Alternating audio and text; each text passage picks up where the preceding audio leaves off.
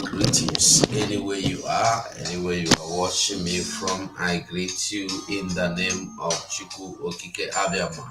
You are welcome. So, this evening, you are welcome this wonderful evening from my location to your location. I bring greetings.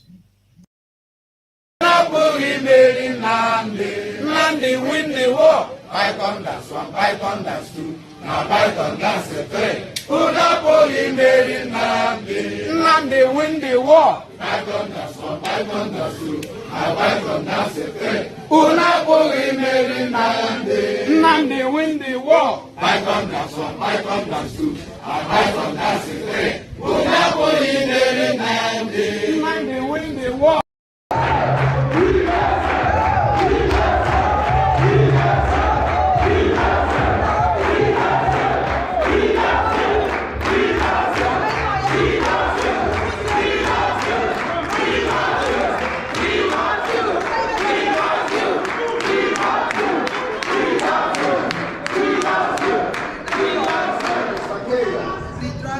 I was taking a lot of bullets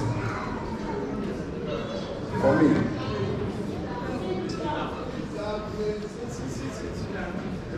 Because we understand what is going on better than any other person. He has been with me since the time he met me to this point, and he believed in me. Mr. Keyo is the secretary of the UPF in Finland.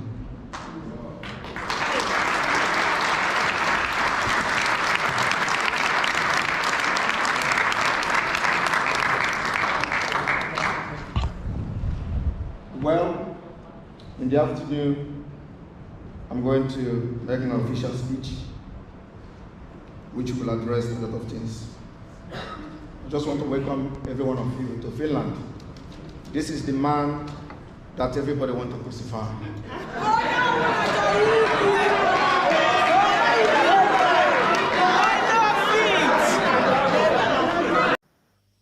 Yeah, my wonderful people of Biafra, una welcome, una well done.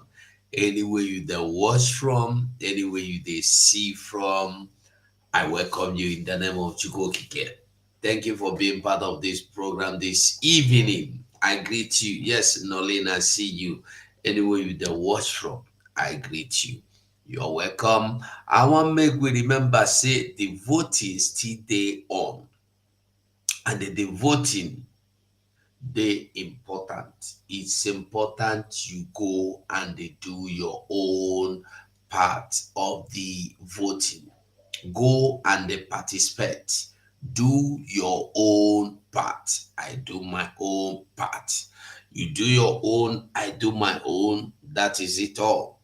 We no need to fight for anything other than the needful. So this evening, I greet you once again, anywhere you the watch from, anywhere you are. I greet you in the name of Chukwukike. We go look into some things and we will still listen to Maze Namde Chukwuka Kano. We will listen to him this wonderful evening, and then we go hear some other news. Why this in the talk, man? Come on there. Just a moment. Like I said, we are going to be listening to some things where our leader talk, and we will still listen to the one where we go talk. We go hear so many things. Aka Boniface of our PM. Aka PM. Eka PM. Eka Simon. Aka Boniface.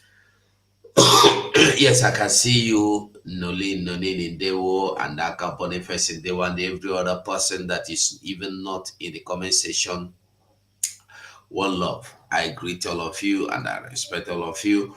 I want make we know, say, if we no look for our freedom, we are gone.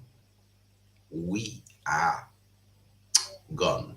So this wonderful evening, I want me to continue to do what we know how to do best, and that is just to speak the truth, and the truth now go set us free.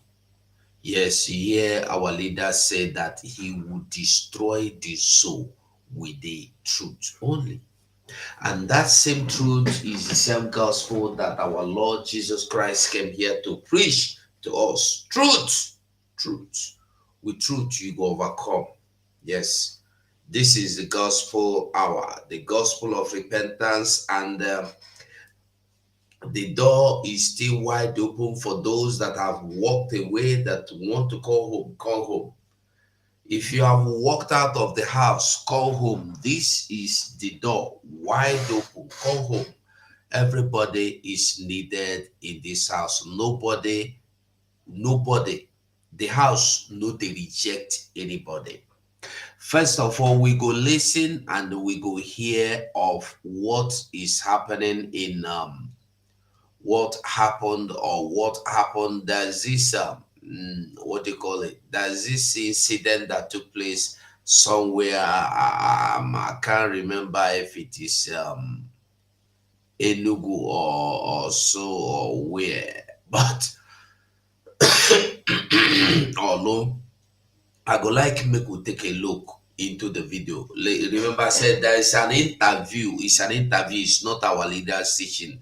It's an interview that he was interviewed, I think, in Canada or in America. I've forgotten, but it was an interview. Very good, educative interview. So before we go there, we'll go kick into some things like that, touch here, touch there, see some things, see here, see there.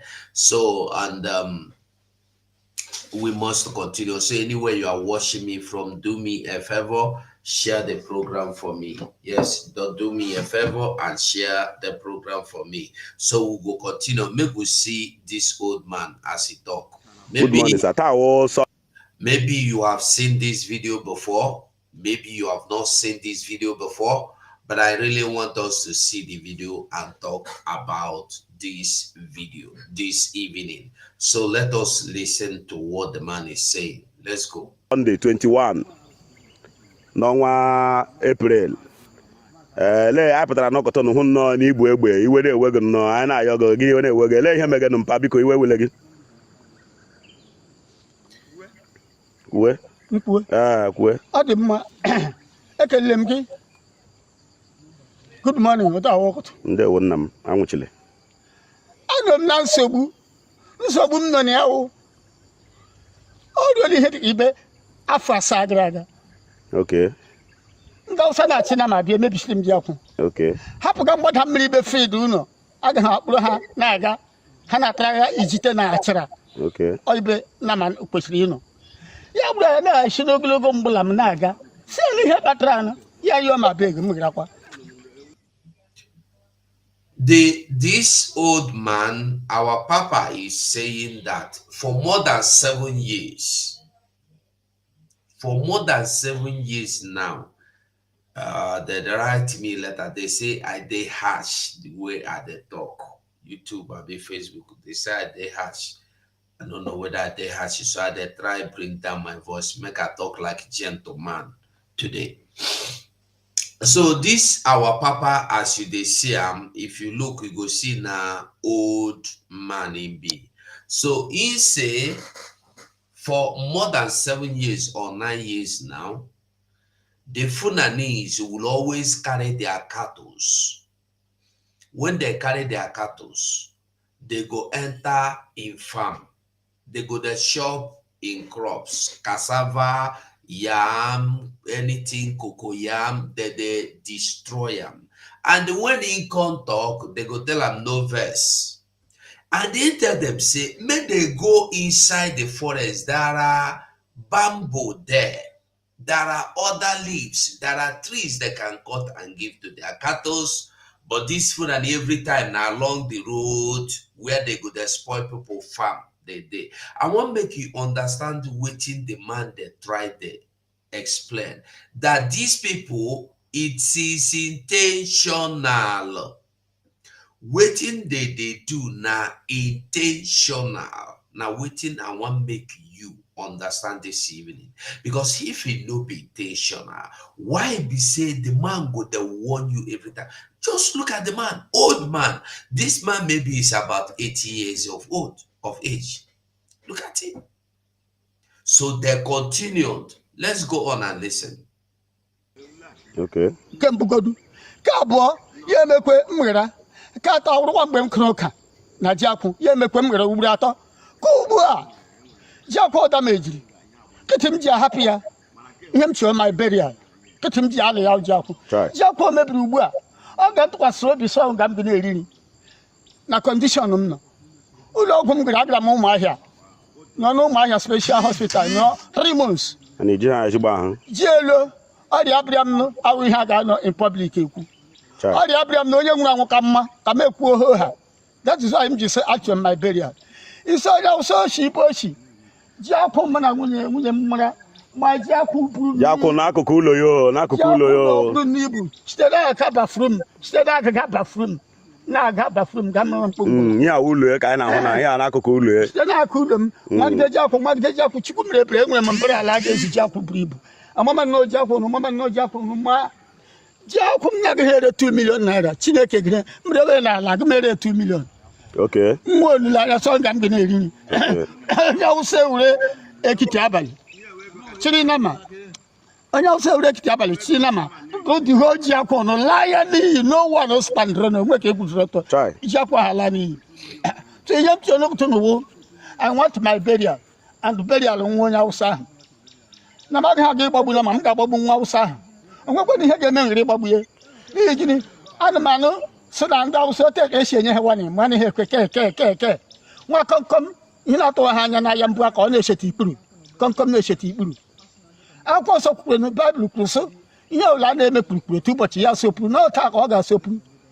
Na m chịrị ka ama Igbo gba ọsọ ụlọ ma ụmụta akwụ ma ama Igbo. Ndị gbagburu ya gbagbu ga-anwụ. Debo ya agbagbuola m already m na ya eburu so nwụọ. Ndoro nda agba ọsọ ụlọ ndị ga-agbalaga na-agbalaga ndị na-aga ha agbalaga n'ime ewure jip bịa buru nwunye ha nọmba anaghị aga anọ m obodo oyibo ma anọ m Amerịka ma anọ m pọt anọ m ugwu Hausa ya ebe anụ ndị nọ pọt na obodo oyibo na ugwu Hausa anụwụ ihe mere by force ha elorite bịa mgbaru na this boy ga-enye m 2 million naira. Ọ ga-enye gị 2 million na jakwu na o mebiri. Ọ ga-enye m jakwu dị SS jakwu dị SS. Ahụgole na. Now, this our Papa is saying that these Fulani people by night, no be by day, that they pass there, in they want them always, make they take this in cassava plant, do Christmas for them, make they no enter there. May they take and do holy ground for them. May they no pass there. In they tell them always. In they want them. In they beg them. And this cassava plant or plantation, they close to in house. As you see, you go see and say it dey for a house there. So one day, for middle of the night, they go, the thing they there when they go sleep, nothing happened to the cassava.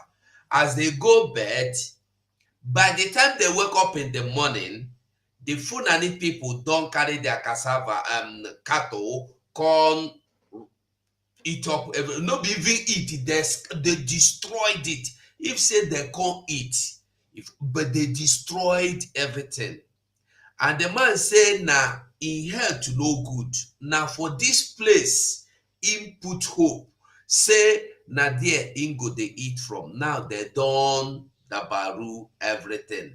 The man don't say in one commit suicide, but he must to kill the person. He say no one kill cow, but na the person will bring the cow in one kill. Now there we dey make we listen. Hey, watch our distance jakwa the too far. Obra ni me well. I got cover what the is becoming destroying honesty. Now, they are talk. I want you now. This part I want make you listen to very, very well.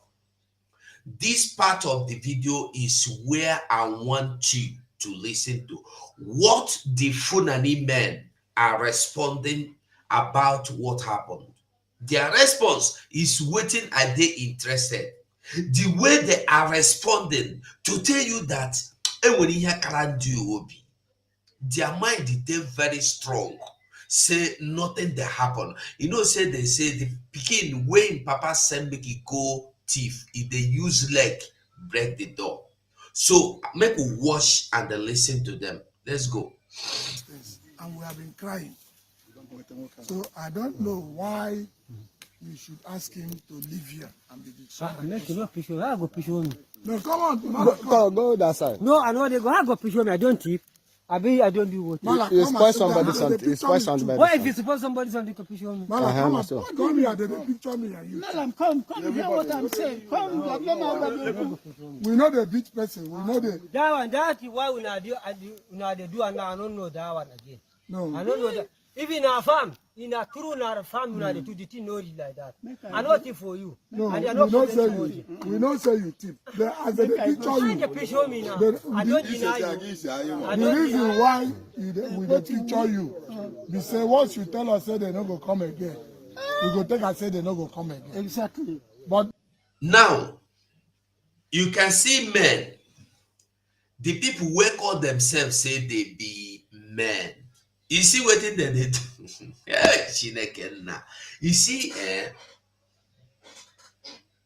You see, our problem be say we no want take a risk, do that thing where they fear us. Because that thing where they fear us, now they destroy us.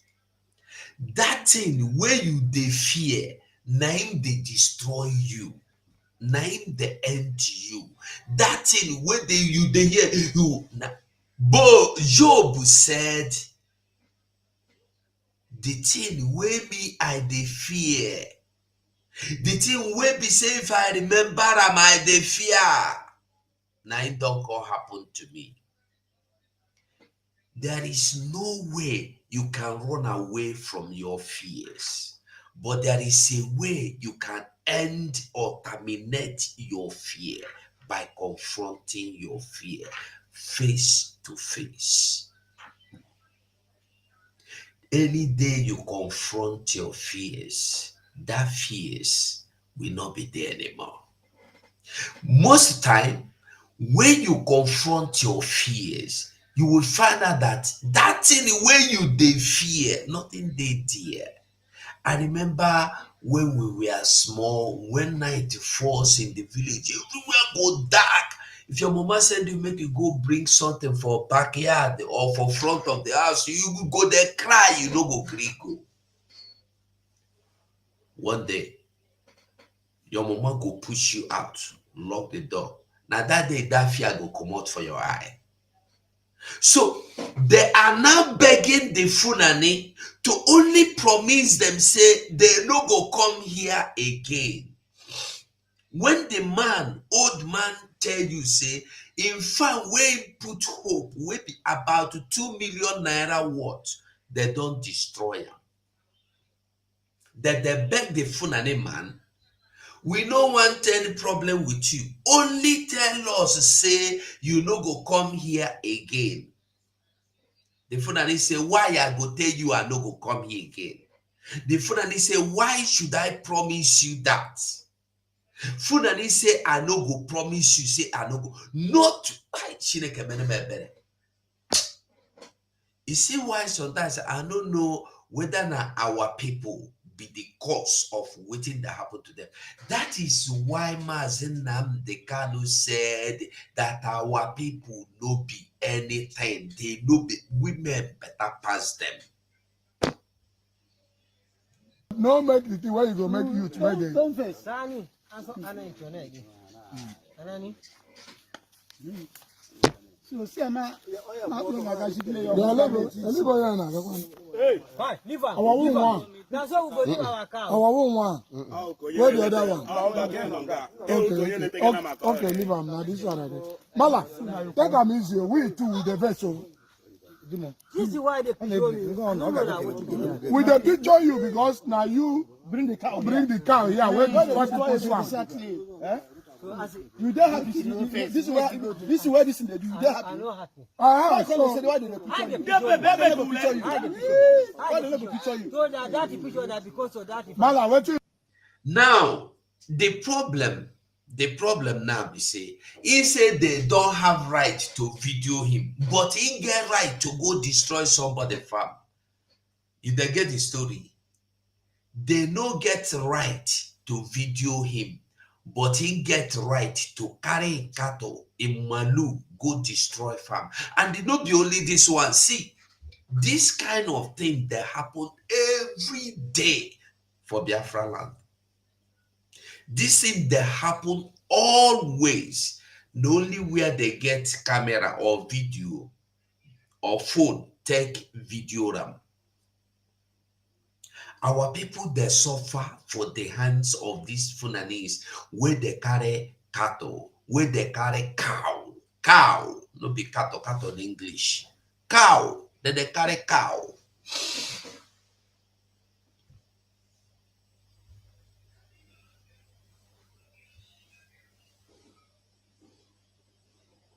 You dey see am?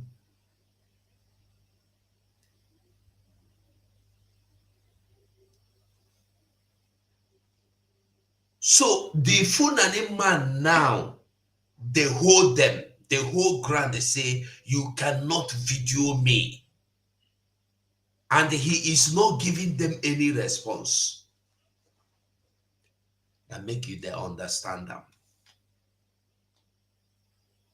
they talk about this? Okay, what you Okay. Yes. Now him they ask me. Uh-huh. Now him they ask me about this. But that picture, why would that picture me? You the picture me too. If you picture na brother na The picture all of go picture you. go carry me go on other side again. Picture all of them. Huh? Go carry me go on other side. No, we don't carry you go on other side. No. Once you talk with you, when you My do man, something, I beg, make una wait. Make una listen to me. Okay. I know say una no get cow. Yeah? Me, I get cow. You no get cow. One, this cow why enter farm na our own. Okay. One, these people, all of una here na mature person. Okay. You no call me because una fight me. I do not call me because No, now you call they do like say you want fight now. Even your brother wey dey here, they never beat am. We no touch am. We'll call you. Okay, wait. That picture, why they picture me? I don't understand. No, we got picture. We got picture, Mala. They take our police The to picture is to just have a Meeting. conference that we meet with you, discuss with you, so that we are going to have the Say you not go bring this cow come this place because again. what we want to determine how you settle We with say this say Mala, you not go bring this Mala, cow come this place. Like I tell you, that be this place. If I want to, Wait. Wait, what I want for you now. Make una leave that and make una talk about the farm. No be cow farm shop. Cow shop farm. Yes. Okay, now cow shop farm. okay, you don't see am. What you go do now? You don't see the elderly man. I don't see am. Show the elderly man again. Magalhães damages. Magalhães damages. Falou que não é como é que a Yeah, maybe she video. So Mala, what you go do now?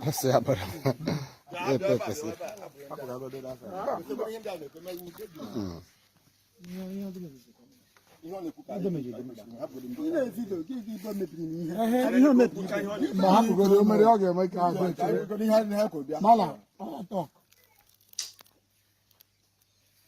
We know the fight. Once you settle this man, we leave you, but you not go call you again. No, come here. Exactly. I know they come for the farm, I know they come this bush. But this bush and this farm. you no go come this river again. This river, you no go come. I know the shop.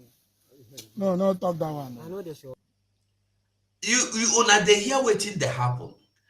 They say make Fulani man tell them say he no go come this area again. The man say he no go gree.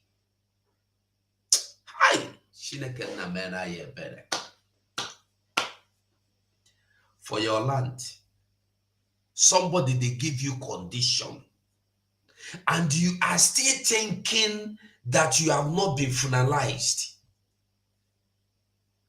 For your land, somebody, and when you look now, that man fit be saying from Sahel income, because all of them, none of them come from Nigeria. All of them. You see the condition, they no fit shout, he go say them make they keep quiet. Now in the control, now in they in charge. Okay, we know the talk of the farm where in those spoil. Then they beg him now, making carry cattle go, but making no cross this area. If they tell they say they no go tell him like that. They no go tell him where he go carry cow go. This is now for Imo State. Now waiting hope who's of them bring for Imo State with this. Now the development where they carry come Imo State. Now be this. Now this be the development. You can see the old man. Maybe na diabetes he gets. Who knows? You see his leg, you see the wound where he carry that old man. That man no dey less than 80. But you see him. He go suffer, plant cassava. Funani go come destroy him. For night, if he know say na mistake, why he know before day they come do him? Because they come for night so that they will be able to destroy the whole farm. Nobody go see them, nobody go stop them. And they succeeded. They come for night, they destroy the whole farm before daybreak. Now, only make you carry your cow, they go, but no come this side, they come spoil our farm. The Fulani man say, you no go tell me where I go carry my cow, enter. I get right because hopes of them don't tell them say they get right. This cow na in business, no be general business, no be our business. Na one man business, but he go use your sweat, can't do in business. You when they go do business for Ugwausa, you go rent shop there. You go buy the materials or goods where you want sell. If you sell them, you go buy. Sometimes you go, why you no go thief? So you know what it looks like? You go thief house or thief shop, thief market, you put inside. If you sell finish, you go thief another one, come put in a waiting it resemble. Because they know the art, she. They don't spend a dime for these cattle when they carry. Now people's farm, people's yam, you see the one where they happen for Enugu, where people they harvest yam pack for farm before they go carry and go house. They go there, use knife, they cut and pieces and make their cattle they eat. Is it not wickedness? No be wickedness. No be wickedness. Okay, you no go come this river again. This cow. I know they use money to buy the cow. Because of the enter and that's why we know they do. And that farm na mistake. If you know be mistake, they know the entire farm. We don't need cow here again. Why now? In the spoil. Madam, this one is not the water. We don't need farm. That's why we're here. Why we not know it? The reason why we know it that we use to spoil our all the whole of our crops and the farm. If you know spoil, if you know spoil farm.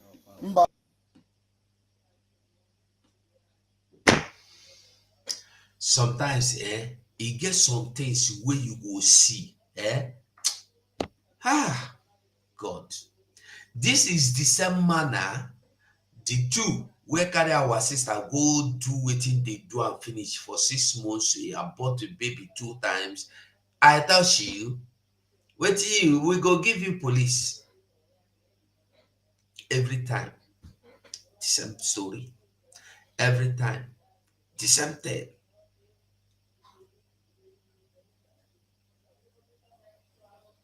Good morning, sir. That Sunday 21. Okay, we don't watch them. That is part 1. We go see, before we go to our leader, make we look into some things. We go look into some things, like I said. Make we hear this. Look, when you have a situation where there is a concerted effort to stigmatize an ethnic nationality and blame them for everything that goes wrong, and that ethnic nationality in response now say, okay, you know what? So that they will not say that it is we who are causing problem. Please stay out of any wahala that is being orchestrated. I can't blame them. If the Igbo man is saying, I don't have any problem with Tinubu, I'm not part of any protest against the government, I can't blame them for saying that. Now, any Biafra man where you see telling you that this government is bad, is bad government, this government is not, that man, if you catch him, slap him 10 times, 5 here, 5 here. If you slap him like that, sense it go enter in head. Because I want to ask a question. Since where they born you till now, you get government where don't favor you. Since where they born anybody, even before they born your papa, since where they create their business empire, Nigeria, till now, you get anyone where don't favor any time? Has there been any time we see anything good? No. No. So why do you think that will be different today? You know, suppose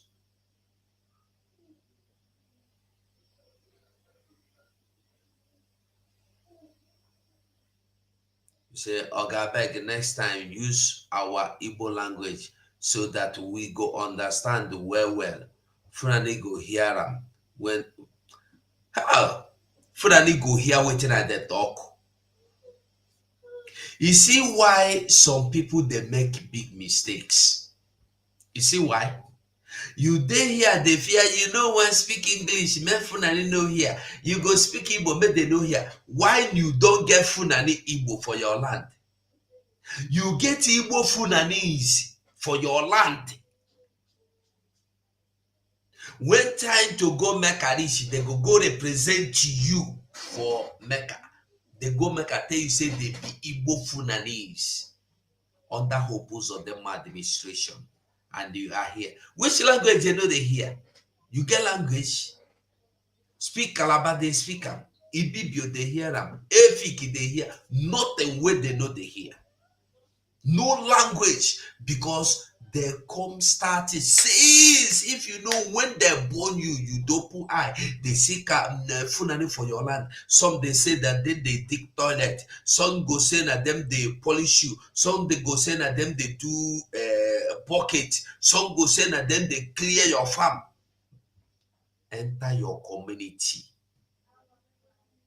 And we took them because we know how to accommodate people.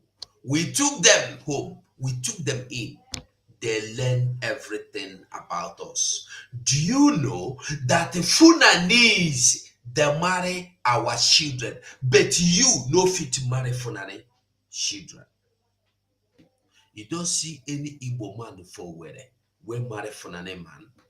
You see any Calabar or anybody for Port Harcourt where marry Fulani pikin? No, but now them go marry your own pikin, give them belle, make it born Fulani for them. I don't know whether you understand what these people know. They're very, very calculative. So when you come, the thing say about language, you make they know here, they make mistake. Even if I sabi blow their language, Fulani, I go use them talk with them and they talk. Because there is no secret. No secret. So as I was saying, we are not bothered, and we can never be bothered of the administration of Tinubu or of anybody. Because we don't benefit anything but torture. We benefit nothing but pains, sorrow, tears, blood. This is what we gain from every administration that come. Obasanjo come. They come for Biafra land, go OD, they level the community. And the other OD and I forgotten which the names of the community where they level. Which administration favor you as a Biafra man, as a Igbo man, as Calabar man, which as a Edo man, as a Delta man, where you claim you know people, which one don't favor you? Was it not Obasanjo administration that closed the seaport for Warri? No be Obasanjo. Waiting you gain. I say now you go say Obasanjo a good man now. You see, when you don't want to now no Obasanjo, I believe. No Obasanjo. Yeah, no Obasanjo. No Obasanjo. 2006, no be Obasanjo. 2007, 2008. No Obasanjo now. No Obasanjo. No Obasanjo close seaport, close Warri refinery, join them. When I did their thing saying a joke. You see, ask Obasanjo to give you one reason where make can close Warri seaport. Just one reason. Because Lagos seaport don't they lose grip of our wealth. Because we they bring the goods now come Warri, because Warri they more closer for us. Obasanjo say, hey, these people don't get sense, so we go close them. The locker. Oh, the who carry the attack? No be Obasanjo.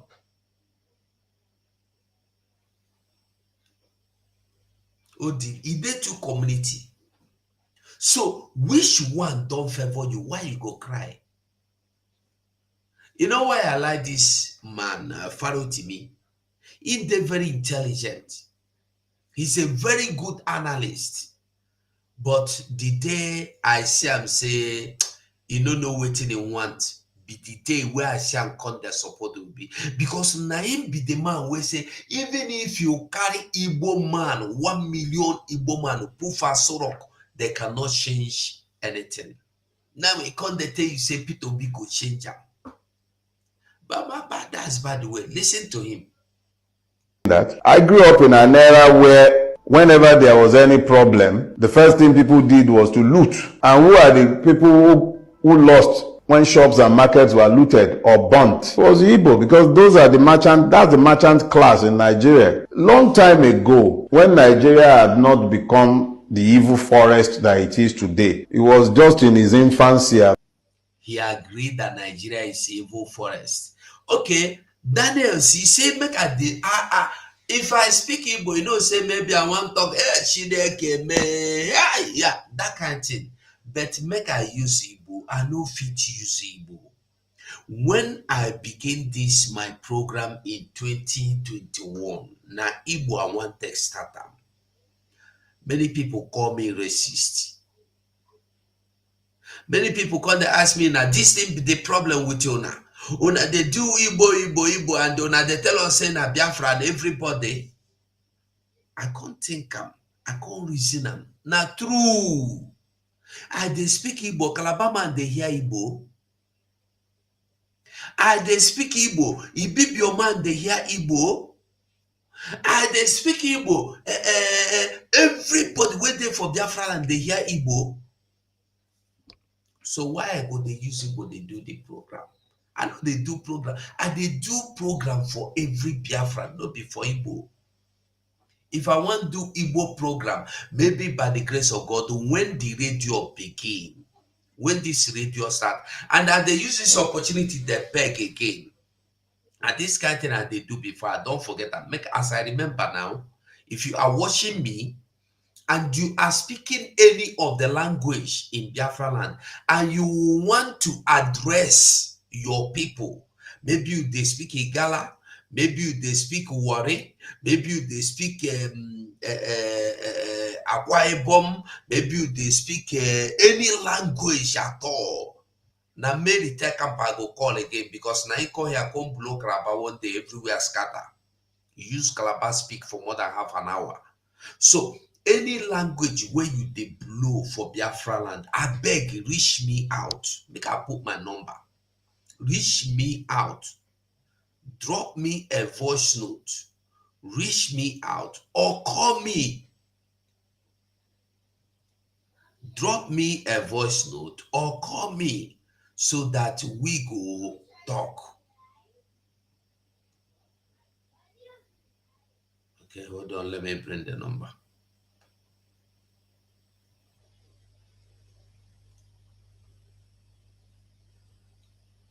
Let me put number there so that anybody can call me. Whether they speak Wario, whether they speak Awushio, whether they speak anyone you they speak, I beg, try contact me. So we go do program. Because when Biafra radio begins to work very soon, every language will be needed. Because everybody, and the first of all, I want to make you remember, say our prime minister say now for coastal area it will begin. So no, I'm not offended, Daniel. No, I'm not offended though. No, I just try to explain to you, make you understand why it no good make I dey speak Igbo. Because when I speak Igbo, I sure say everybody when they hear no be Igbo. I dey very sure of that one. So it no good make the Igbolize the thing.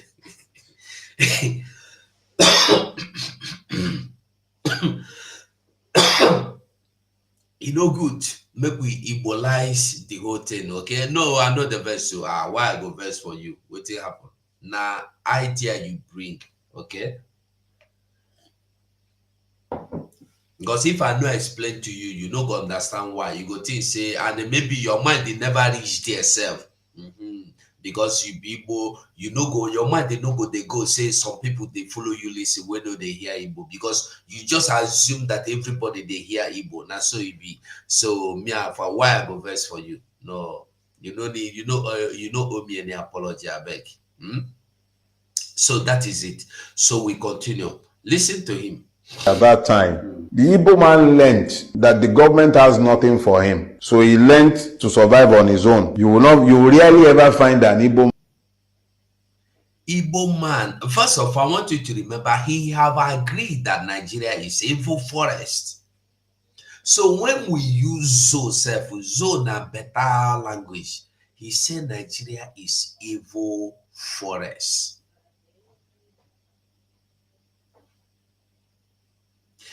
No government will give you anything.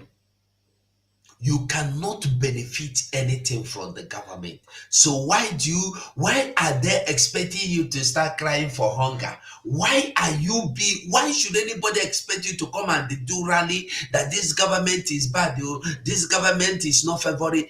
Has there been any government that favored you? No. All the government that has come, count all of them from the beginning to the end, all of them were against you. So why do you think this one will be different? All the government were against you. man applying to the civil service or looking for salary job. So the average one, even the ones I went to university with, they will go and attach themselves to somebody in the market. They will learn a trade. So they learned to do without government. They learned to discount the government completely, which means that the Igbo man is better equipped than any other Nigerian to cope with our current circumstances, where the government has become completely useless. The Igbo man was already prepared for the uselessness of the government. So did you get the message? Now that he is prepared for it, and everybody else have now decided to stigmatize the Igbo man, I can't blame the Igbo man for turning around and saying, none of my business, enjoy your government. He didn't enjoy anything from the government before. So for somebody, and I'm talking about the average Igbo man who is like me and you. I'm not talking about the Ojihus or Kalus of this world or the Okorochas of this world who have always fed on the grievances of Ndi Igbo. This man speaking, no be Igbo man, but he is telling you what we have said, and many people refuse to listen to it. All these people, in the name they are Igbo, they represent Igbo, are feeding on our sweat, on our blood, on our intestines. If they enter inside us, go they feed from inside. Made money by appeasement of government and then presuming to speak on behalf of, I'm not speaking to those ones. I'm speaking for the average man on the street who grew up believing that he has no portion in Nigeria, which was what fed the Biafran spirit and the demand for Biafra even 50 years after the Civil War. So I'm not speaking to the man on the street of Alaigbo. I'm not speaking to the trader in Alaba or at Aspanda or at Ladipo. All those ones, they have always lived with the mentality of being victims of the system. So when a victim of the system is telling you, leave me out of your protest, go and deal, because he wasn't gaining anything from the system in the first place. So if he wasn't gaining anything from the system in the first place, he has nothing to lose if the situation becomes, the only thing that is happening now is that more victims are being recruited into the Nigerian mess. So why should he, who was always a victim, further victimize himself by joining those he believes are responsible for his victimhood? Unfortunately, it only assures the victimization of everybody. But it is now incumbent on those of us who know better to help him to understand that, yes, we understand that that was yesterday. But for us to all come out of this together, you would have to move away from that pain to now walk. Now at least everybody is now suffering. Yorubas will say that it means that until suffering is democratized, it is not possible to end it. The suffering in Nigeria has now been democratized. Long ago, I predicted that the Nigerian revolution will start in northern Nigeria. The only reason I said so at the time is because the North had always been the reason we could not find common purpose to fight the evil. But now that the person in power in the presidency is not a northerner and is at best a nominal Muslim, and the suffering has now been fully democratized, the northern street, I'm not talking about the northern elite, the northern street has no interest in forbearing and continuing to suffer. Why is it that all of a sudden everything that they tolerated during the years of Muhammadu Buhari is no longer tolerable? Have you considered that? Look, I don't know how long it's going to take, but if this mess continues, the problem that will consume this government will start in northern Nigeria. It's not going to start in the east. The Igbo man has more or less taken a position. I was always a victim. Go and solve your problem. Leave me alone in my little corner. If you lie, steal all the money in the world. You still take that money to a market to go and buy something. And who will you find in the market when you get there? You find the Igbo man there. Whether it's food you are buying, whether it's building material, whether it's car, you find the Igbo man is there in the market waiting for you. So he's already in a position of advantage. So why would he disadvantage himself unless you people show him a readiness for change? So that is where we are right now. It might seem like nothing is going to happen, but something will definitely happen. This system is not sustainable.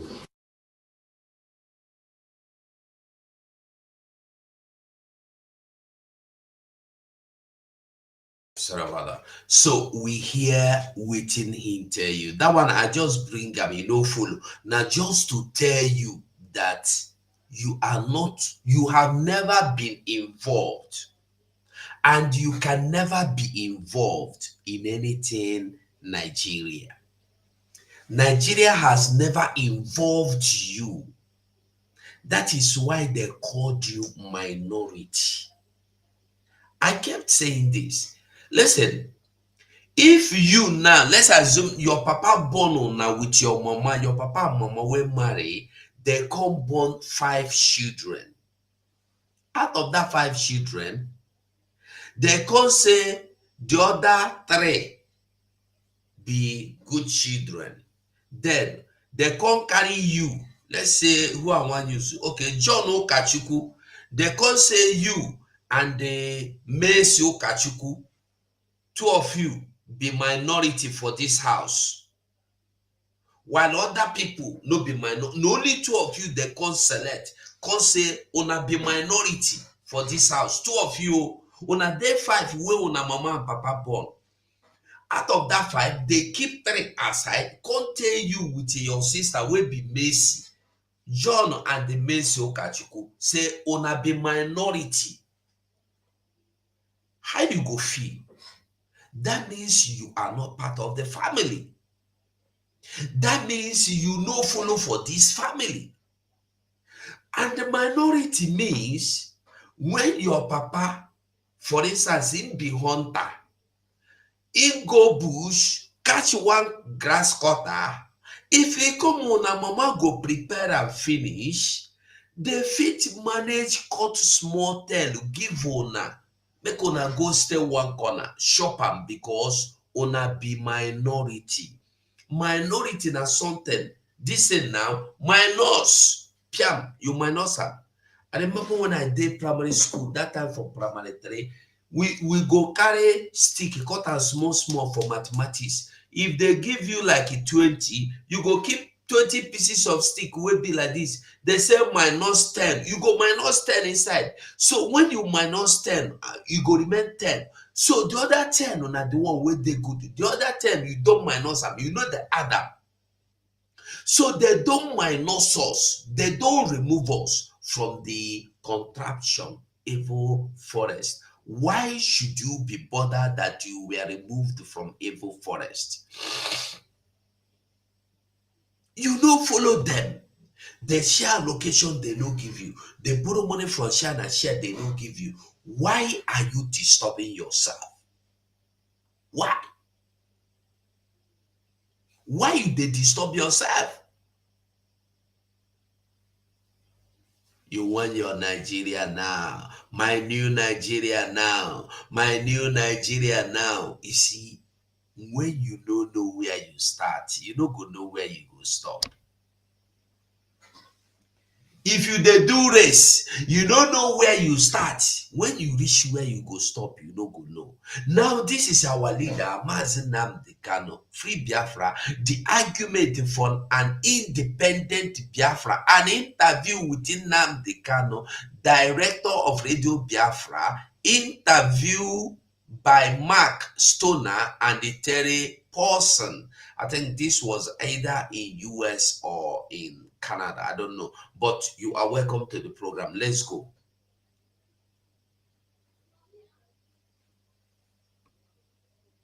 One of the things you've talked about is it's not so much that Biafra has to be an independent state, but that has to be economically viable, and you can't really have that with Nigeria as it is. How do we get there? We cannot be economically viable if we are not politically viable. Right. And political viability means complete and absolute independence. It has to have, yeah. We must be independent. Yeah. And again, God creates countries and nations and not man.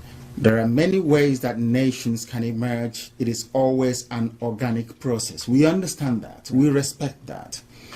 What most commentators don't appreciate about Africa, and which most Africans are a bit slightly uncomfortable with, is that somebody coming from Europe and without regard for your culture, your traditions, your way of life, saying you are now in one country and your name is Nigeria. Right. There is something unnatural about it. Yes.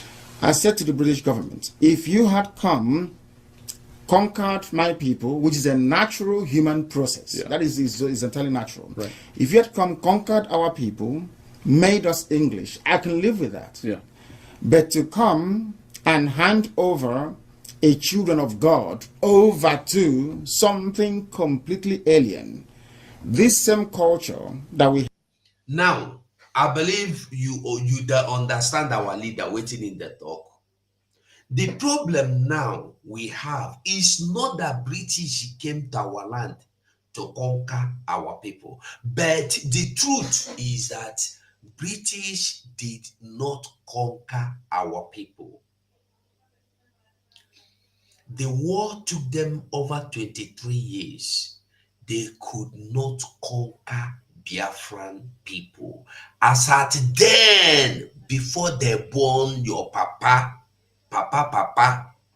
they no fit conquer our people. After 23 years, they can't tell them, okay, Let us stop fighting. And by the way, I want us to remember, before the British came to our land, the Biafran land, because then everybody did land, Biafra did their own, Yoruba did their own, and then Yoruba they reach Benin, this place where you call Benin Republic now, Yoruba reached here. All of them are Yoruba. Not today, their own. So for we be Biafrans, before British came to our land, I want you to remember that the Portuguese and I think Brazilians and other people used to come to Biafra land. And when they come, they go do their business and they go back. When they come, they buy rubber, they buy palm oil, they buy palm kernel, and they go back. When they come, they do business, they go back. If say, let me tell you something, when they want to deceive you, they tell you lie. If say our people, they kill people, as British tell you, if you say our people they take human being do sacrifice, if you say our people they born twins kill them, why is it that is the British that came later on that come to know about it? Why the Portuguese that were coming earlier before them never knew about it? Why? Why it be say the Portuguese, at least I'm sure of the Portuguese, make we know that, make I know add any other one, make it no look like say at the lie. Portuguese they come our land before come do business. They come buy within they want buy and go. For many years, I know say for many months, for many years, before the British come find our place, come. So my question now, what not be question. What I want you to understand, say, our people, like they tell you, our ancestors were not evil people. Our ancestors, they know they kill people. Our ancestors know they sacrifice to him baby. Our ancestors know they use anybody do sacrifice. The only thing, go and study Igbo culture or history. Those people you see they call them Dohu or Ndiosu are the people that did evil in their land. And when the people of the land want to catch them to punish them, they will run away. In the olden days, when you run away to any shrine, even if you keep person, that they pursue you, you run into any shrine and say, this shrine, maybe the shrine Ogugwa Oba. You say, okay, like for instance, Ogugwa Okeja, for instance. In the olden days, if you do bad thing and the punishment in a death, and they won't kill you, if you run enter Ogugwa, say, Ogugwa, I don't surrender, I be your picking from now on. Nobody will ever touch you again. They have tagged you as a son to the Ogugwa. Whether it be man or whether it be woman, nobody go touch you again. Now those people be the people where they call outcast. Nobody be outcast when be say they just carry and say we no like it again, therefore you be outcast. No, go and study Igbo history. All these things are the reason why they tell you say they don't wipe history away. And they tell you the truth. Why are they tell you this? Now for you to understand, before the British came, our people were in good terms with the Portuguese, doing their business transactions. What I want you to understand is that if it is true that our ancestors were killing people, we are sacrificing twin baby to their gods, as British told us, why didn't the British sorry, why is it that the Portuguese that has been coming to our land years before British, why is it that till today they have not given a testimony about it? Only British that came yesterday later on, that came, and the fact that other people be clear, other people they keep twins, other people they do sacrifice. Before British came, you should ask yourself, how many people did the Portuguese buy from Biafra land? You don't understand me? Before British came your land, the Biafran land, our people know they sell anybody. Our people know they sell their own people. Because if say that they sell, Portuguese for buy plenty before British come. Do you understand what I'm saying? That is a little digression. We know the digress, we move, we continue. I just want you to understand the intent of what these people carry. Make I know the call names anyhow. I don't want to pronounce everything. They want me tired. So now make you know the intent of their hearts. Now then come carry gun and give you, shoot your brother, give you piece of mirror. Now then come show you, say, bring your brother with your gun. We go give you piece of mirror. We go give you piece of coins.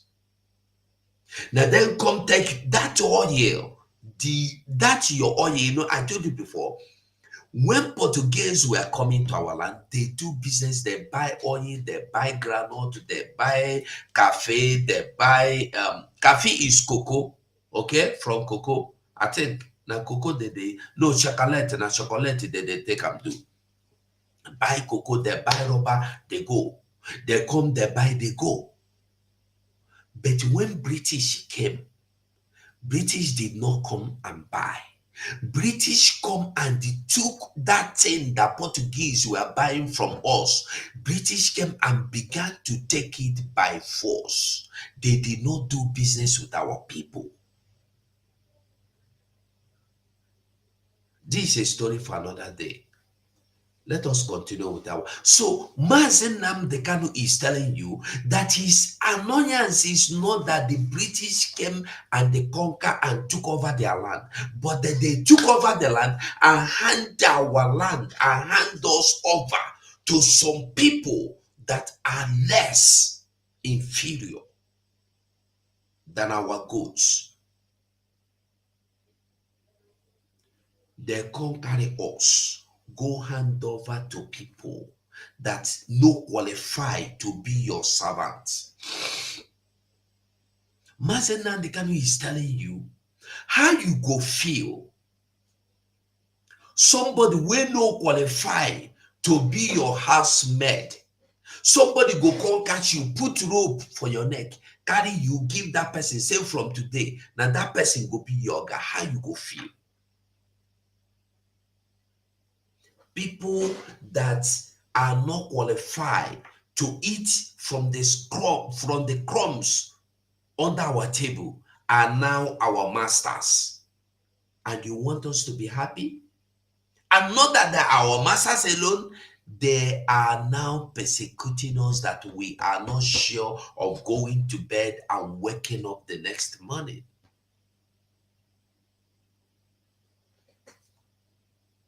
We have in the north, which is an Islamic culture, tried to take us over many years ago and they failed. You now came and completed the cycle for them. There is something evil about it. Yeah, something inorganic about it. Inorganic. Yeah. Very, very inorganic. And you cannot. We don't talk about economic development because before you talk about economy, you talk about things like policies, both macro and micro, the rest of it. You are dealing with people who cannot differentiate between macro and micro. No, absolutely That's right. a problem. Yeah. Education is key for the world outside Biafra, and that's where this starts. The political has to start in the education. That's correct. When you speak to people in the UK, people in the US, is there an openness to independence for Biafra? No, there isn't. It's what you get is very condescending, wishy-washy. These are black Africans. Really, what do they know? Sort of attitude. We know best than they do, and we try as much as possible to enlighten and educate the American and, by extension, the European audience to the fact that before you had freedom and liberty in any part of the world, in Biafra land we had freedom and liberty. Before you had political asylum in any other part of the world, where I come from, there was political asylum being granted to people. That is the meaning of Biafra anyway. Come and join if you believe in our value system. We had a series of both political, legal, and legislative structures that endured for thousands of years. These were unceremoniously swept away in the name of, I don't know, civilization or advancement. Right. Therefore, the British must be questioned, or the mentality or the psyche of Europeans and, by extension, Americans must be put to the test to explain, to rationalize why the emergence of states in Africa cannot be allowed to adopt the same organic route by which every other civilized nation emerged. Why is that impossible? That's what I ask Americans and Europeans. And their answers are not good. There are no Can never answers. be. Yeah. They don't have any answers to it. All they say is that, oh, why didn't you just get on with it? I want the same things that you have in America. I want liberty. I want freedom. I want all the rest of it. That is what makes you a human being, or else you're an animal. And being forced to live in cages in Africa, or being forced to live more or less like animals, is not a situation we are prepared to tolerate for very long. No. Death is better. Have there been armed clashes between Biafrans and Boko Haram? Has there been a defense of Biafrans? No, not at all, because we are not allowed to defend ourselves. They can kill us. They can get arms flowing in from Lebanon, from Iran, from Saudi Arabia. There are jihadists coming from all over the place, coming in there. There was a plane load of arms that came in, was detained at the airport from Egypt.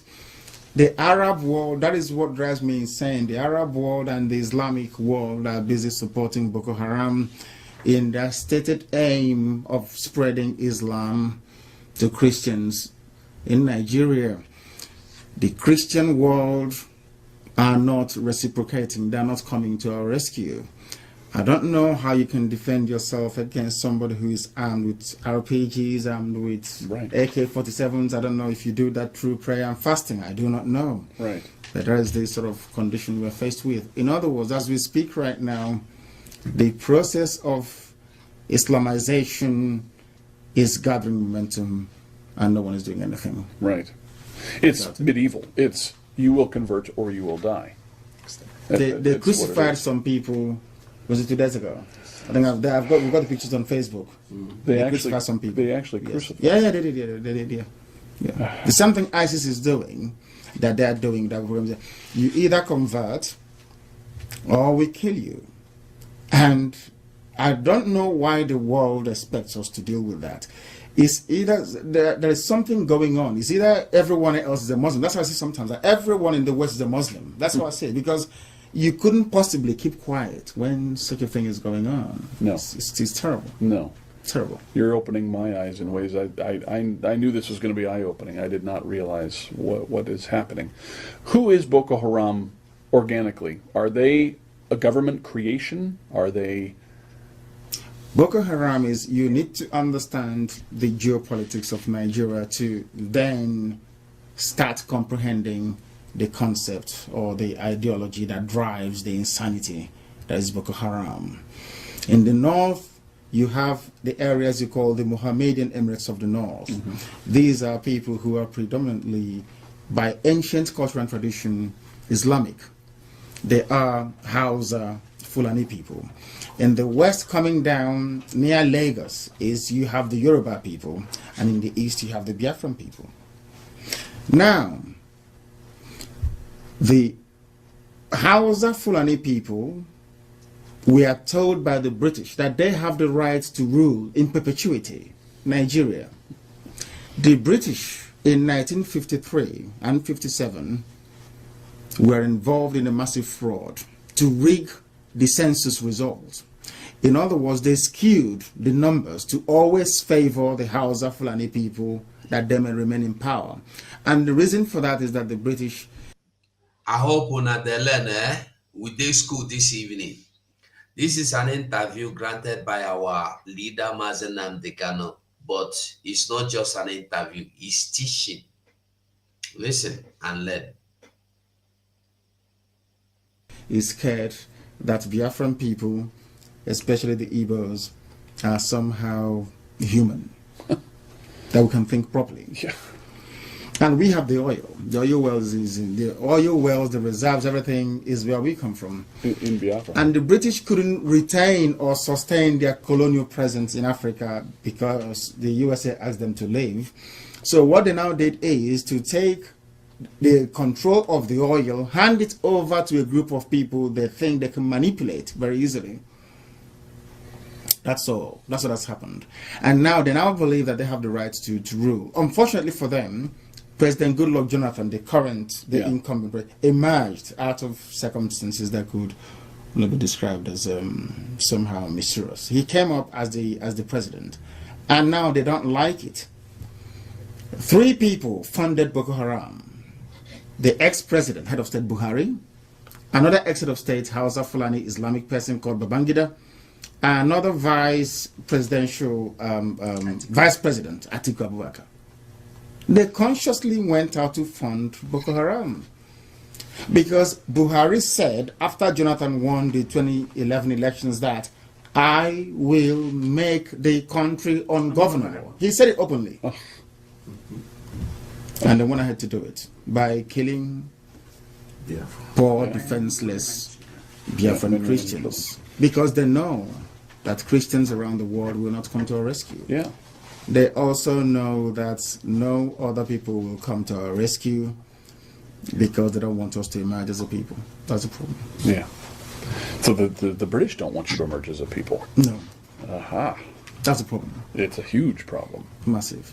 But this time around, whether they like it or not, I'm sure the British didn't want the USA to emerge either. No. Whether they like it or not, we shall emerge. Yeah. Or everything else there will die. It'll have to. I mean, It's one or the other at this point. One thing has to happen. Either we have Biafra or we all die. There's no going back this time around. There'll be no exile, no running away. That is our land. We've lived there for thousands of years. That's where we were born. That's where we'll die. Yeah.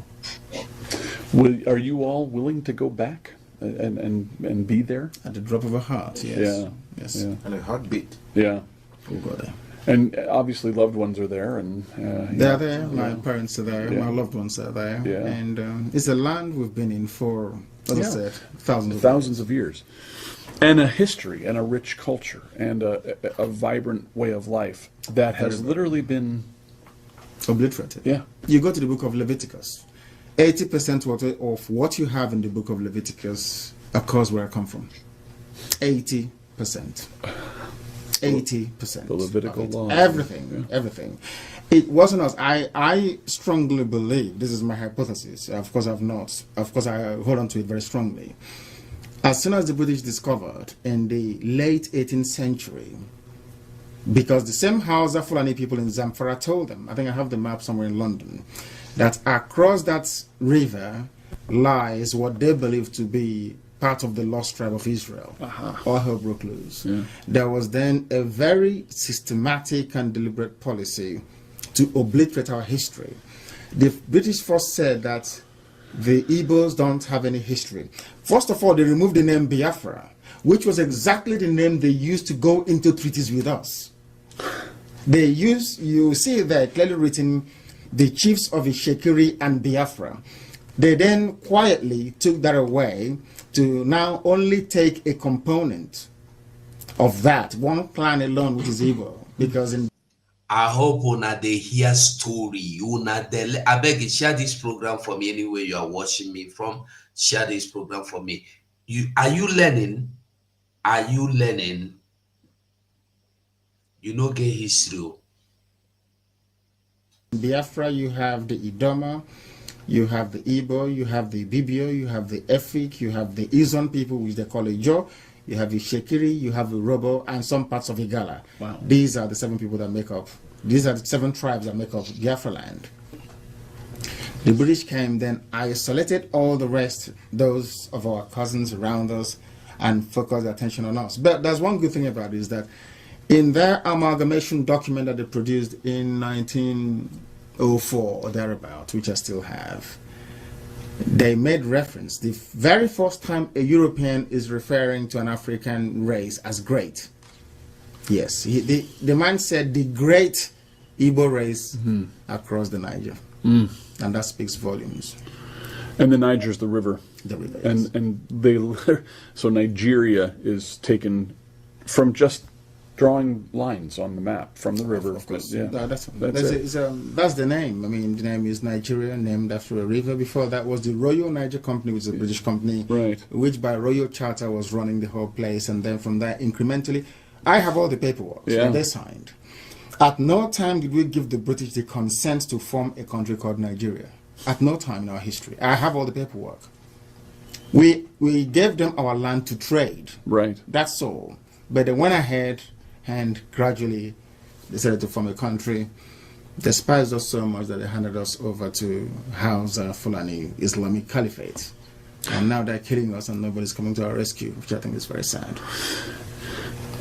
If we And the same people that say you didn't have history forgot so soon that before they invade our land, the Biafra land, Portuguese were doing business with us, and the Portuguese came to our land and they recognized us to be Biafrans. When Portuguese came to our land, they buy, they go back, they come by, they go, come by, they go. They recognized us as Biafrans. They know our land as Biafran land. How come now that the British came, chased the Portuguese away, they did not come to buy? British never came to do one single business with us. And these were the same people that came before Portuguese. And Portuguese were coming to our land to do business transactions. But when they came, I don't know, I've not seen anything that proves that British did one single business transaction with our land. They only came to steal, conquer, rule.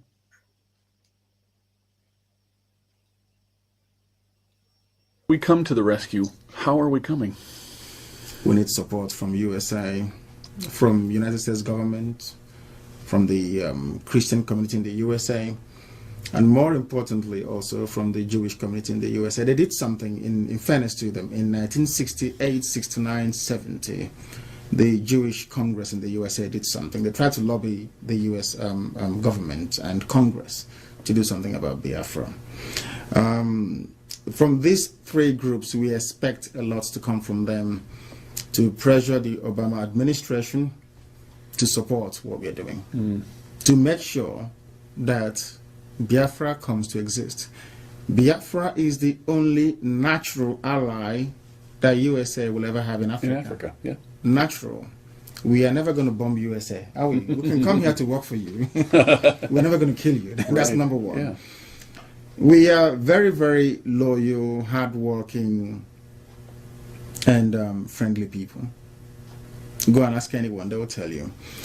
And I see no reason why a people that believe in the irreducibility of an individual, that believes in liberty, that believes in equality and in freedom, the same creed, the same ideals upon which this very great nation USA was founded upon, why would you not naturally gravitate towards those people? I can't understand it. Right.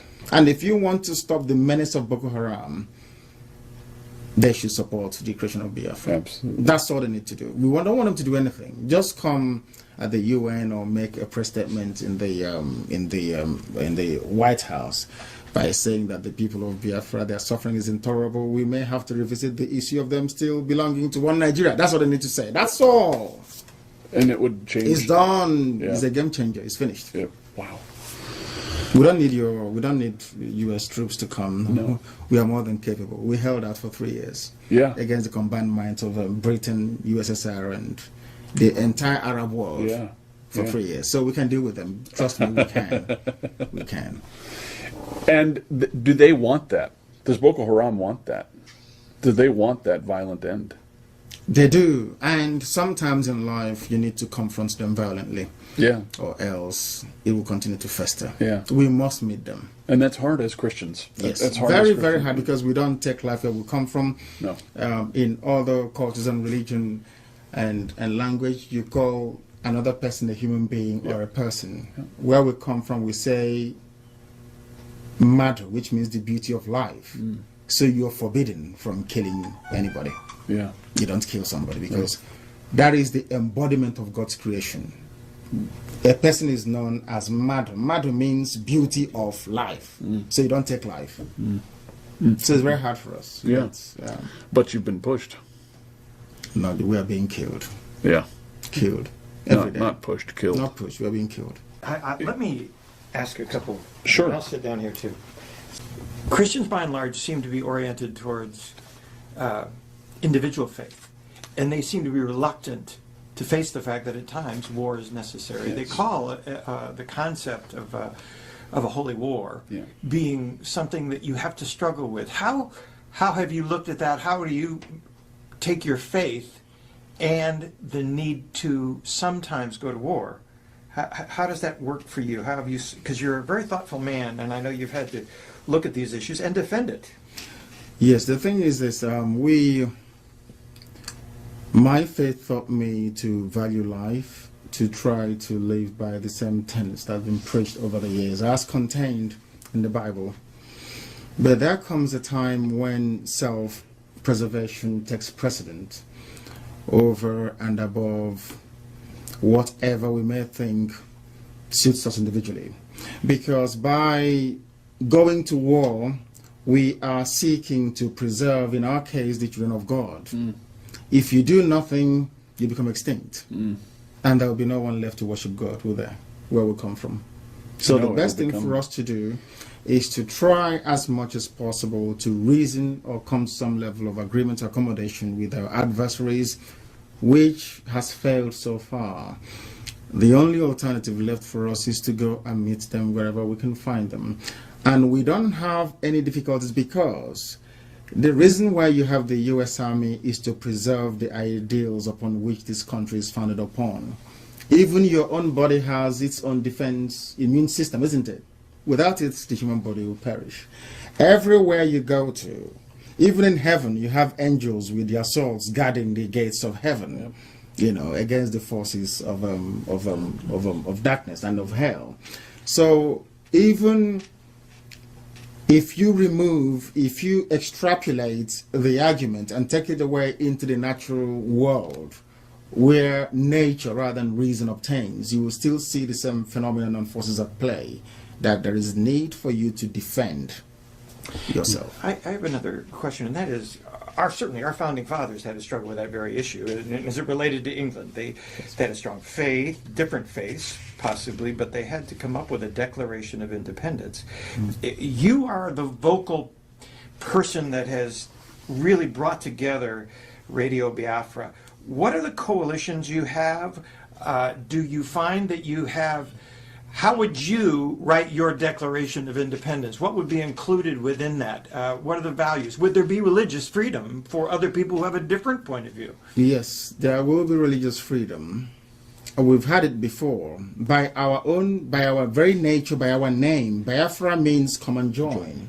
Aha. That's the meaning of it. Yeah. Everybody, including the Sultan of Sokoto, can seek asylum in Biafra, will respect him and will allow him to come in. It's in our nature, that's how we are. From childhood, your thoughts. If your mom is beating you up or whatever, or chastises you a lot, you just run to the next person. All you need to do is to hold them very tightly, and your mom or your dad will never touch you. We've always had it. So tolerance is interwoven in our essence and our being. Freedom, freedom, freedom. In every way you can imagine it. There is a name, there's something we say will come from. Onyenachia means I can never judge you, it's between you and your God. So that tells you. Absolutely. We are the original architects of freedom, and the British will attest to that. Yeah. We never had any theocracy, no dictatorship, no kings, nothing for thousands of years. We are not about to start now. For the first time, I think America, in the face of ISIS going into Syria and Iraq, has opened our eyes to the reality of the desire for a caliphate. We think of that now in terms of the Middle East, but Africa has been facing that for a long time. Talk to us about a little bit about the mission that the Islamic jihadists have within Africa to control all of Africa. And to dovetail on that, it's because this tolerance and this freedom that Americans feel, that you feel, Boko Haram does not feel. I don't. And ISIS does not feel. And as near as I can tell, Islam does not feel. I'm not a judge of Islam. I don't know. I will judge them because you don't live with them. No. I do. Yeah. So I can judge them. Okay. The fact of the matter is this. If you go back to the statements made by the man that brought this virulent form of Islam into Nigeria, made Othman Danfodio, from Othman Danfodio to Ahmadu Bello, the son, and right up until this very moment, there's been one common theme running through everything they have said, their ideology, their philosophy, their thinking, their way of life, which is to propagate violent Islam all the way to the ocean. That's something you must know. That work has continued unabated. Biafra is the only piece of unconquered Islamic territory in West Africa, and they are seeking to take it. They vowed to take Biafra. Is on tape, which we will supply you with. So you can see what these people are saying. When you bomb Afghanistan, when USA bombs Afghanistan, they kill us in Nigeria. When there is a cartoon of Prophet Muhammad, they kill us. Every blessed day we are dying. We live with the reality. The slow march of Islam has been ceaseless from time, encouraged by the British. Encouraged by the British. Whatever they have been. The British government, you may wish to know, has never supported the independence of any Christian country in the world since the beginning of time. But they have always consciously and studiously supported the emergence of an independent Islamic caliphate. Yeah.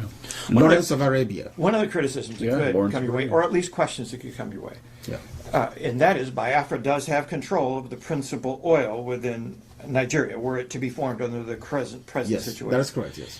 That is a major obstacle, I would imagine, for people who are frightened of the fact that if you do gain control, they will lose the opportunity of having access to that. How do you approach, as an independent Biafra, the issues that are around the oil, around criticisms, and the resistance that will happen to your independence on the basis of that resource alone? The resource, we believe in development, which means the oil will have to be sold to our friends and to our partners, and in return, I'm an economist myself, in return we get vital foreign exchange with which, or foreign reserves with which to try and develop other aspects of the economy. We believe in what investment. We would like companies from countries that are friendly and supportive of Biafra to come in to invest in Biafra. We want investment. We don't want to be like Saudi Arabia, you sell oil and you buy everything else. No, right. We want tangible, concrete investments to come in. We are not going to drink the oil. is a natural resource. We need to give it to the economies of our friends to keep growing, because a very healthy US economy or a very healthy EU economy is also going to be beneficial to Biafra land. So we can find export markets for our goods and services. We are like that. I mean, we're not. We understand the intricacies of world economy and the need to make available to the international market your resources to continue to fuel human development. So it is not a problem. Our oil fields and that very sector will be open to our friends, and only to our friends. You can't expect not to help us and then eventually we let you in. It's not going to work that way. But if you help us, of course, it's there for all to have access to. We've gone on record to say that oil is not our problem. All we want is freedom. Oil is not the issue. The issue is freedom. Once we have freedom and a semblance of dignity, then we can exist as human beings, because right now I don't see myself as a human being. A monkey is better than me because I don't have freedom. One of the things that it's always impressed me, the more I've come to know about your country's history, is the productivity of your people through the ages. You have been, and now many of them who have left Nigeria are all over the world, being productive, hoping that this would happen. I know when Israel eventually became its own country, there was a homecoming, and probably millions of people going to their homeland again. Is that part of your vision? Tell us a little bit about your vision for the future. They will come back, including some of you from the USA as well. That will be the most natural home for African American people. It will be natural. That will be very, very natural for them to come to, because if you look at the map of Biafra, which is right here in front of us, you will see that the rising sun is cleverly positioned on the black strip of the flag, which means that we bring light where there is darkness. That's what we do. Everybody will run open doors, not just for Biafrans, but also for African Americans that have not been able to connect with Africa for very many centuries. They can come back and become a part of it. Because mind you, most of the people that were taken away from Africa to come to work in the plantations of the USA came from the Bight of Biafra. This is where we come from. We open our doors for them to try and come back in. Everybody is welcome to come back, to be there. One of the things they talk about in the Middle East is that none of the countries there outside of Israel passed the public square test. And the public square test is that you can stand on the corner of a street and be critical of their government and their religion and survive. It seems to me this is a stand for freedom and for liberty. Yes. And your focus on liberty is a very important part of what drives you. Yes. Talk to us a little bit about your own journey. I mean, you have gone through beatings. I understand you've been in everything. I've been stripped naked and everything for my faith. Because talk to us a little bit about your journey, because it has been a personal one where you continue to be a voice for Biafra. Yes. It started very many years ago. I was educated in England. I went to school in London, and upon graduation I decided to serve my people, because I didn't like what was going on. We have a group of friends, about 6 of us from Africa. We said when we graduate, we pick one tiny African country and go there and try and develop it. Very, very thoughtful and quite progressive of us. And upon graduation, the rest got very blue chip jobs and developed cold feet. I decided to carry on with it, because I felt that the only thing that makes you human is your ability to reason. And as an African, as somebody from Biafra land, unless my land reflects what I believe I possess up here, then I have not made any telling or meaningful contribution to the advancement of mankind. So I decided to plug ahead with it. I went home initially to try and see what we can do to start a revolution on the ground, because the existing order is essentially irredeemably corrupt, as you well know. So we started it, and it didn't quite go very well. I came back to the UK, reassembled, and went back again. We met a few people who started Radio Biafra. And we started preaching the truth in 2009. And some people were uncomfortable with it. And when I traveled home for a private family ceremony, I was kidnapped. I was beaten, I was tortured, I had people spit at me, some urinated and poured it at me, and for speaking the truth, for telling them that the way they were doing things weren't proper. That wasn't enough. I was arrested before then at Murtala Mohammed Airport. I was detained for 8 days solitary confinement at the SSS headquarters because I was preaching Biafra, had some Biafra materials on me. And after that, I was transferred to Abuja under military escort, a 5-car convoy. I was detained for 3 months, solitary confinement again. And there I met the coup plotters from Equatorial Guinea, Maktacha, all the rest of them. And actually, I think the reason why God sent me there was because to save the lives of those people, I believe. Because had I not gone in there, they would have been killed. But as soon as I came out, I told Amnesty International what was going on, and then they started to sort of fight for them to be released and stuff. So I came, and then I struggled again to start Radio Biafra. People weren't forthcoming. I became homeless in England as a result of it because I was investing so much in broadcasting on shortwave, which is it's very prohibitively expensive. And then we continued, went on to the internet, that our budget could carry us, and then now we're on satellite. So, and it's been relentless, because one thing is, if you're doing the right thing, which I believe we're doing, you continue doing it until at a time when the world will then come to the realization that what you're saying is true, because the suffering has continued, the killings, the death, the deprivation, the deportation. I'm not sure you know that you deport people. Do you know you can deport somebody from a part of Nigeria to another? How do you do that?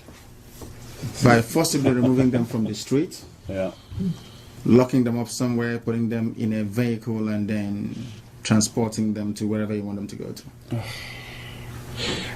Americans have seen, quote, the Arab Spring actually create more chaos in Africa and the Middle East. It is unchained even worse conditions as a result of that. Now you're talking almost like a Christian spring. What's different about your approach? How do you move from talking about it on Radio Biafra to actually having it happen? You mentioned, boy, a couple of statements by the government of the United States would help in the UN, those kinds of things. But tell me, how does that move? What's it different? How's it different?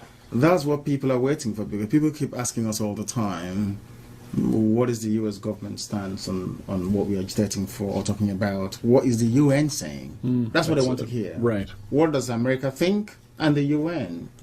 So for us, that is the trigger, that is the catalyst that will solve a lot of problems. And the world must be able to rise up and be very mature about it, to say to themselves that in Africa, actually, we do have human beings who can reason properly and not try to be as condescending as they've been all this while, or to... For years condescending. There seems to be this very funny thing that self-awareness of criticism works in the West, but you, as a black person from Africa, you're not allowed to criticize yourself or something. I don't believe in that. I believe in being self-critical. If I've done something wrong, I believe in appraising myself. How we're going to do it is very simple. The American public is also very critical in this. If the American public can give us their support, that will then spur us on to go back to our people and to say the government may not be listening, but the people that own America are listening, and we can work with them. That will then give them the impetus to go ahead and rightfully possess what belongs to them. Because one thing we're not going to have, which is what we're making it very clear to the world, is this: the status quo can't continue. I'm afraid it cannot continue. It can't. And in terms of controlling the outcome, the aftermath of any kind of spring that may result, is that you always look at the value system of a people. That is the determinant. That determines the outcome. Those of them that believe in unwavering Sharia Islam, you always know that you cannot have a democracy, liberty, or freedom under Islamic rule. It's there in the Quran if you bother to read it. It's there. It can never happen. And then you have Biafrans on the other end of the spectrum that believes in libertarian values, not just liberty. We are libertarians to the extreme. When you grow up where we come from, you migrate a few miles away from your father's house so that your parents would even have to disturb you. You go there and grow your own family all by yourself. We come from a country where if you're born a male child, automatically, by right of nature, one day you will become a landlord. You will have a piece of land upon which to build.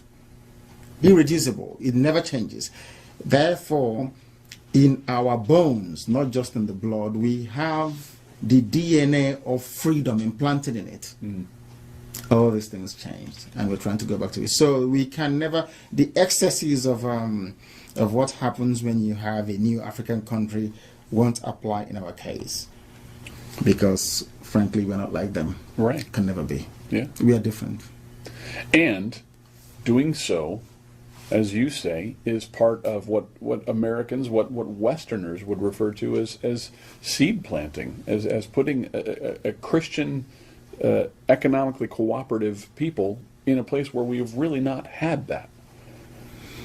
Exactly. And not only that, you know, I travel across the stretch of Africa. I travel from Gabon all the way to Gambia. Oh my. All the time. And I can't, it would please me to see Americans, all these my people here, bring down their friends to come home on holidays to say, these are my friends, I brought them from the USA and all the rest, for us to enjoy. You can't do that anymore, can you? No. Because you're afraid of kidnappings and all the rest of it, all these social vices and ills. The best thing that America can ever do in terms of its foreign policy is to support the emergence of Biafra. Ever. Because, as you quite rightly pointed out, from Biafra, America can say, I can always use Biafra as an example. The same way that Israel is used as an example in the Middle East. Isn't it very funny that Israel is the only democracy in the Middle East where you can vote, you can actually stand on the street corner and criticize anybody you like. Including the Israelis. And nothing happens to you. Yeah, right. Yeah. Nothing. I said to people that criticism can only make you get better. It won't kill you. No. It won't kill you. It does nothing to you. Somebody saying, oh, you're stupid, you're this. Tell me what you're doing with our money, our taxes. And is for you to stand there and explain. That is why we run Radio Biafra the way we do, so that when we graduate from here into proper governance, by the grace of God, you can be able to stand up and defend your record before the people. That is how America became the strongest country in the world. Not by doing things in the secret. No. I said this to some, I used to say to them all the time, never be afraid of openness.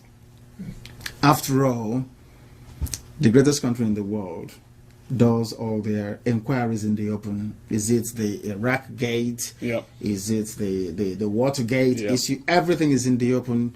Did it weaken the presidency? The answer is no, it made them stronger. If you had one more thing to say to the people either on video or in reports, or what would you want to say to Americans here who do value freedom and will want to hear what you have to say?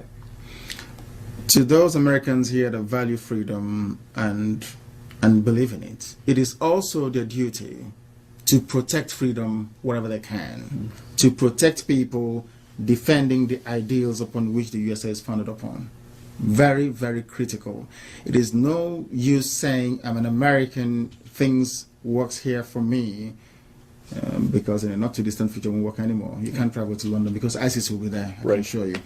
Now, it is the duty of America. I mean, the world is at a crossroads right now. As I said earlier during my opening statement, the battle between good and evil, light versus darkness. So it is either you stand in faith with what you know to be correct than for you to be cowed by, I cannot put it, by what you perceive to be the overwhelming preponderance of the forces of darkness. And because of that, you cower into a corner because they're going to come after you. The disease in your body, if you leave it, it keeps festering. You must confront it. London was a revelation to me for that very reason.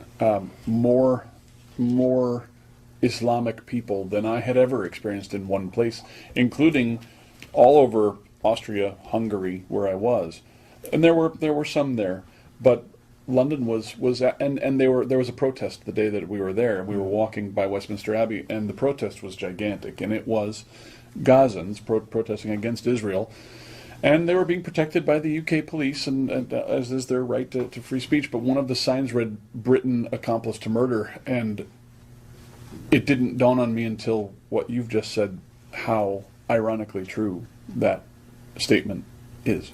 But it's true. What they have supported will come to bite them.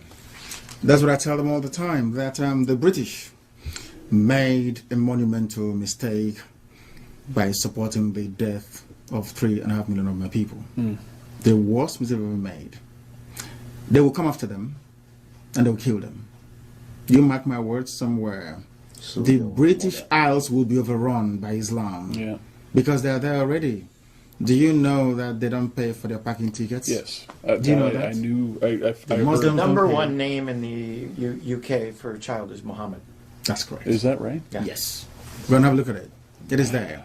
So the UK government and her people supported the emergence of Bosnia-Herzegovina from a predominantly Christian Orthodox Serbia and before that Yugoslavia.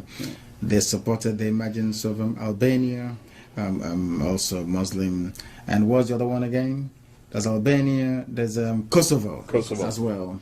And the US did too. Exactly. Yeah. They supported the freedoms of all the Arab countries away from the Ottoman Empire, Lawrence of Arabia or the rest of it. The British occupied Palestine and refused the right of passage. I read Leon Uris's book, Exodus. I don't know if you've ever read it before. I read it. How they refused Exodus to dock. I think it was in Haifa also, by the British garrison there, saying no to them, that they can't come in. But you can quite easily go to the same Bible that you read all the time and see who owns the land. They can see it very clearly. Because there is something about humanity, I would say, that baffles me. You have before you all the available facts and evidence, and you consciously choose to ignore it. There's something wrong with that person. And also the British did.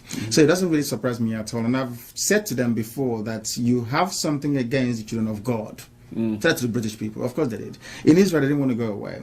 The British officers were within the Jordanian. In fact, the entire officer class of the Jordanian army that fought the Israel in the War of Independence, where people didn't know this, was staffed by British officers. Really? Yes, go and have a look. Go and have a look. The Jordanian army, go and have a look. They still lost. Anyway, now, the fact remains that we must be bold enough. America is the last bastion of hope. That is why sometimes Obama's administration, I wonder. I don't know what's going on. I do too. We must stand up and for some time do away with political. I can't stand political correctness. Do away with it for some minute and face the hard reality. If somebody has a problem that requires invasive surgery, you cut them open to get at the problem and then resolve it. Right. There is no need applying ointment or trying to be very nice to them when people are festering and dying on the inside. That is what he has to do. He needs to be decisive. The support for Israel is critical. It is critical. There is no way you can use human shield or launch attacks against a sovereign nation from the comfort of a children's classroom and don't expect some measure of reprisal. When the Japanese attacked America, America responded. When Hitler attacked Britain, Churchill responded. You never allowed tyranny or terror to prevail. Why must other people be allowed to live under that? It's not possible. If you don't help us, we all sink in this one big, gigantic cauldron of deceit and lies. And darkness. And darkness, of course. Very, very important. Thank you. Thank you very much. Thank you. Thank you. What an eye-opening experience.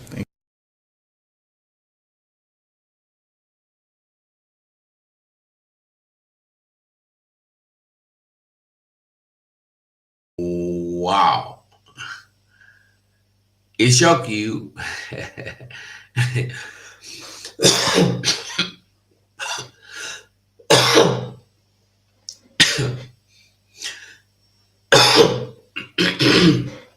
As the video they play, our leader they talk. Some people come here say na whether na fake video. I no even understand the one will be fake video again. You get the videos where our leader Mazenan they can do will be fake video. Somebody go call here say, is this new video or fake video? Ask that person for me. Have you listened to this interview before? No, you have not listened to it. Do you know what our leader said? No. All we are interested in the video do today. Are you supporting Biafra? No. Have you paid your monthly today? Have you paid your weekly support to support your own freedom? No. Have you done voting? No. If you have not voted, I beg you, it's very, very, very important. It's not important. I used to say it. It is not like now. If you listen to our leader, Apple of Ndeo, I greet everybody with their line this evening. Margaret, my dear sister. It's not important. Like the teaching of our leader this evening in the interview, he told them so many things that the Americans themselves became hungry of Biafra that they have not seen. They are now praying that the Biafra should come quick, that they want to come and visit Biafra. I want you to understand what this Biafra really means. This Biafra no be moi. So this should be our dream, should be our wish, should be our desire, should be everything we need. Biafra.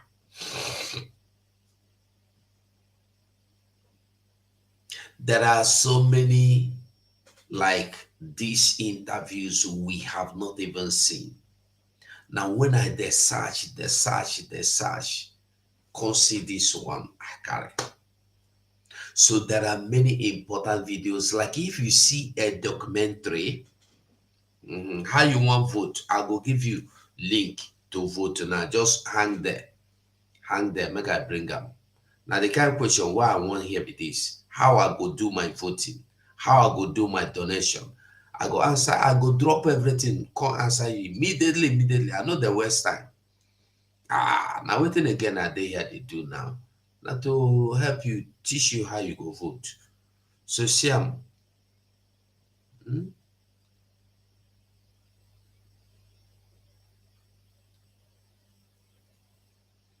Ugo ọnụ ugo na aha gị nke akakwara aka ugo ọnụ ugo. I am replying you with the link. You go see the link now. If you click that link, you go there. If you click that link, now this thing now you go see. If you click the link, you will open another page in Google. Just go to Google, click the link, or you copy the link, go open them. If you go open them, now this is now with the screen you go see. You go see this ID card registration, voting, where where the other one now, where the ID card registration, where voting and the what again? Registration summary, voting, ID card registration. No, okay, they put ID card registration here. Anyway, it is all the same thing. So voting is here. If you hit them, you come here, you see voting. If you click this voting, it go open. You go begin to follow the instruction one by one. You get why, big bro? You get why? What do you want now? You say you want to vote as well. I posted the link there. This is the link. I am posting it again, unless it's not voting you are talking about. If you are here, you never vote. I beg you. It is very, very important. See the link where I post. Follow that link. Yes, okay. Holy Kyrian Daniel. That is link for ID card registration. It's the same link. Obinna Vincent, you are watching from X. That's Twitter. What we do is I don't know how you get the link, but in that space, just all you need to do www.ipob. No, be IPOB. You type www.biafrarepublicgov.org, because the link I am pasting here, you no go fit see am because you there for X, you know the green show there. Unless you go come for YouTube or Facebook, you go see am. That you come to Ugo 247 YouTube or Facebook, or you go see am. But if you want, just type, go to Google, click Biafra, www.biafrarepublicgov.government.org. You go come out, and if you come out, now this and now you go see energizing our nation. You see registration, ID card registration, you see voting. If you scroll down, this is the exact thing you are going to see when you open it. There are many things, informations are there. You click this one, home, this news, any information you need, they are all there. Home, about, plans, department, donation, supporters of Biafra, news, contact, login. For those of you that want asylum, this, that, you want this, you want anything. You go here, you get every information you want. So now here you go vote. Now here you go vote. Now here you go also register. They are making it very possible for me and you. So Biafrans, we don't try. I don't try as well.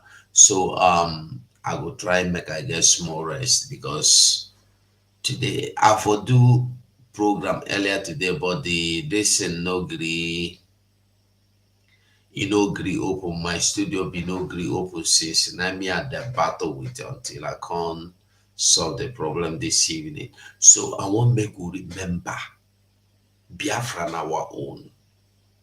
We no get choice. If you listen to this interview of our leader Mazen Nnamdi Kanu, you go understand why. You go understand why you need to fight for your freedom. We don't have choice. We don't have option. But we have to fight. We have to liberate ourselves.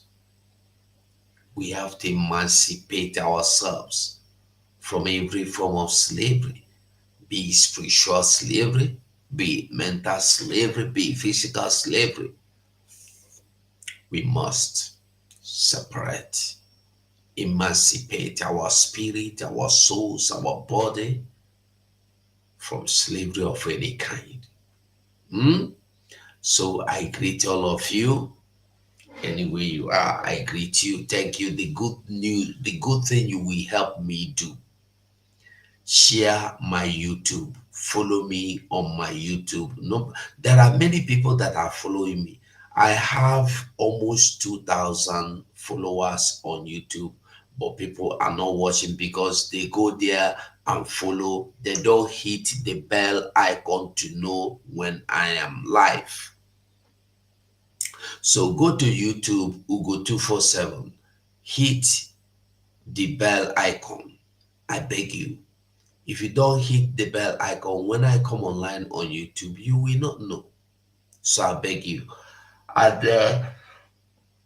If you are watching me from Facebook, please do share the video from Facebook.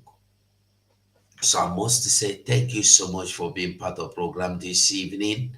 God bless you. Remember, we no get choice but to fight for our freedom. And I must say bye for now. Nandi win the war. Python dance 1, Python dance 2, now Python dance 3. Unapoli made Nandi win the war. Python dance 1, Python dance 2, now Python dance 3. Unapoli made Nandi win the war. Python dance 1, Python dance 2, now Python dance 3. Unapoli made Nandi win.